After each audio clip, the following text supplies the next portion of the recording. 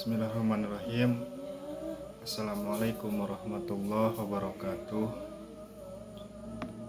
Perkenalkan, nama saya Radim Nurlius, semester 3 kelas A Stisnu.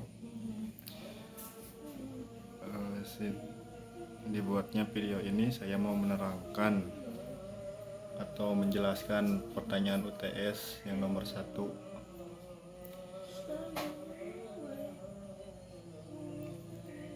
Langsung saja kita jawab yang nomor 1. Bagaimana pendapat Anda tentang fungsi hukum?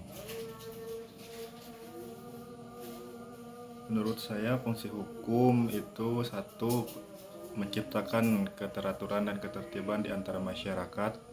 Hukum berfungsi untuk menciptakan keteraturan dan ketertiban yang terjadi di masyarakat. Hal ini dapat membatasi aktivitas seseorang dalam melakukan segala kegiatan, sehingga mencegah terjadinya perilaku warga negara Indonesia yang menyimpang. Jika mematuhi dan menegakkan hukum secara baik, maka akan menciptakan ketertiban dan keteraturan. Fungsi yang kedua, melindungi kepentingan bersama antara masyarakat Indonesia. Setiap manusia sebenarnya memiliki kebutuhan untuk perlindungan dari manusia lainnya, sehingga tujuan adanya hukum juga untuk memberikan perlindungan terhadap kepentingan bersama. Rasa terlindungi ini dapat dicapai dengan cara yang mudah. Caranya, masyarakat di Indonesia harus menegakkan hukum dengan baik dan secara tepat tanpa membeda-bedakan ras, agama, dan suku.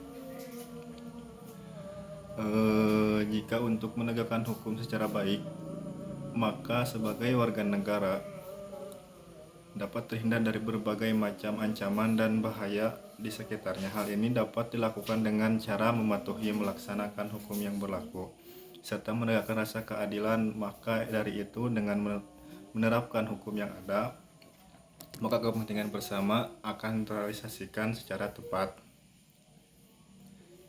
Nomor 3, menjaga hubungan antara manusia untuk menghindari konflik yang ada. Fungsi hukum yang selanjutnya adalah sebagai pengatur hubungan manusia untuk menciptakan ketertiban bermasyarakat. Hal ini juga diharapkan untuk mencegah terjadinya gangguan kepentingan yang berpotensi menimbulkan konflik. Selain itu, hukum juga meningkatkan hubungan manusia sesuai dengan kaidah dan peraturan yang berlaku untuk melindungi kepentingannya. Manusia tidak akan pernah luput dengan permasalahan dan adanya konflik, maka dengan adanya hukum, hal yang menyebabkan sehingga kepentingan bersama bisa terlindungi. Selain itu, hal ini akan menciptakan ketertiban dan keteraturan di antara masyarakat sehingga kepentingan bersama bisa terlindungi dengan baik.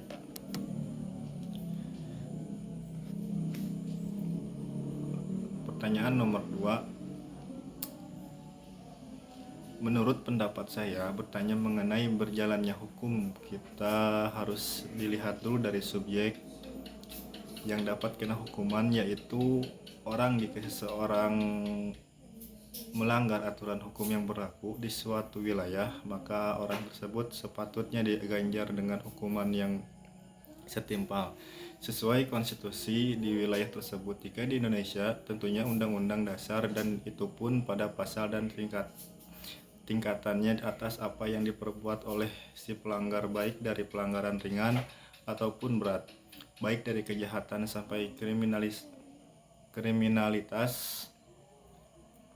Mungkin kita bisa ambil beberapa contoh di sekitar mengenai bagaimana penegakan hukum yang diberlakukan di Indonesia, yaitu 1. Pengadilan memberikan vonis yang tepat pada pelaku kejahatan. 2. Pihak berwajib mengusut tuntas sebuah kasus. 3. Adanya sanksi yang tegas bagi orang yang melanggar hukum. 4. Pihak berwajib menjatuhkan hukuman sesuai dengan undang-undang. Polisi membantu masyarakat untuk menangkap pencuri yang meresahkan masyarakat. 6. Polisi menilang pengendara yang melanggar lalu lintas.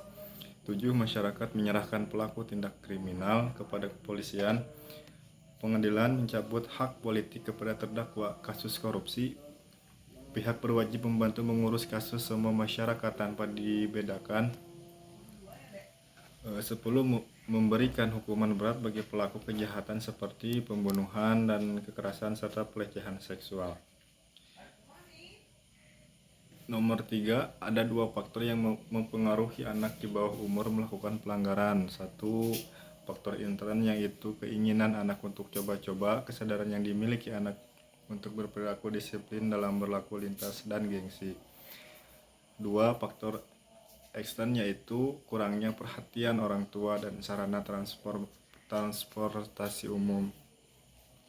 Untuk penegakan hukum terhadap pelanggaran lalu lintas ini, pihak kepolisian Polres Buleleng menjelaskan apabila terbukti melanggar maka akan diambil kebijakan baik hanya diberikan teguran simpatik ataupun diberikan sanksi berupa tilang, dan ada dua upaya penanggulangan apabila ada pelanggaran lalu lintas yang dilakukan anak di bawah umur.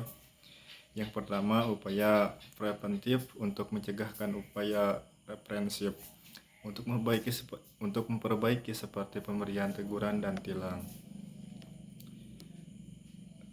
Pertanyaan terakhir nomor 4, Sudikno Matokusumo dalam bukunya Menemukan Hukum, sebuah pengantar menjelaskan bahwa berdasarkan kriterium waktu berlakunya hukum dibagi menjadi dua. Yang pertama, ius constitutum, yaitu hukum yang berlaku di masa sekarang. Dalam glosarium di buku yang sama, Sudikno menambahkan bahwa ius constitutum adalah hukum yang telah ditetapkan. Nomor 2, ius constituentum, yaitu hukum yang dicita-citakan atau hukum yang akan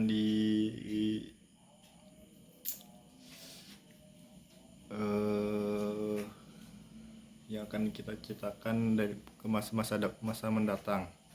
Kemudian dalam glosarium disebutkan bahwa ius constituentum adalah hukum yang masih harus diterapkan, hukum yang akan datang. Pada referensi lain dalam buku Aneka Cara Membedakan Hukum yang dibuat oleh Surjono Sukanto dan Purnadi Purbacakra dijelaskan bahwa 1.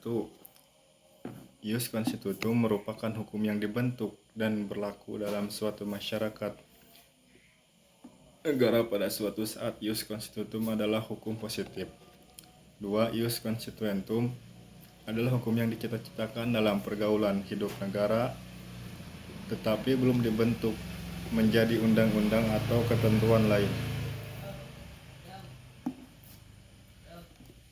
Kesimpulannya, pertama, ius constitutum yang artinya hukum yang berlaku saat ini atau hukum yang telah ditetapkan, sedangkan kebalikannya ius constituentum yang berarti hukum yang dicita-citakan atau yang diangan-angankan. Pembedaan antara ius constitutum dengan ius constituentum diletakkan pada faktor waktu, yaitu masa kini dan masa yang akan mendatang.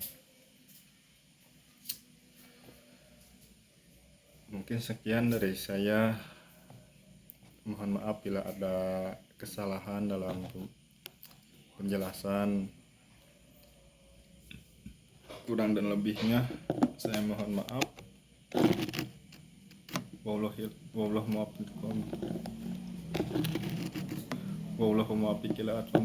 Wassalamualaikum warahmatullahi wabarakatuh.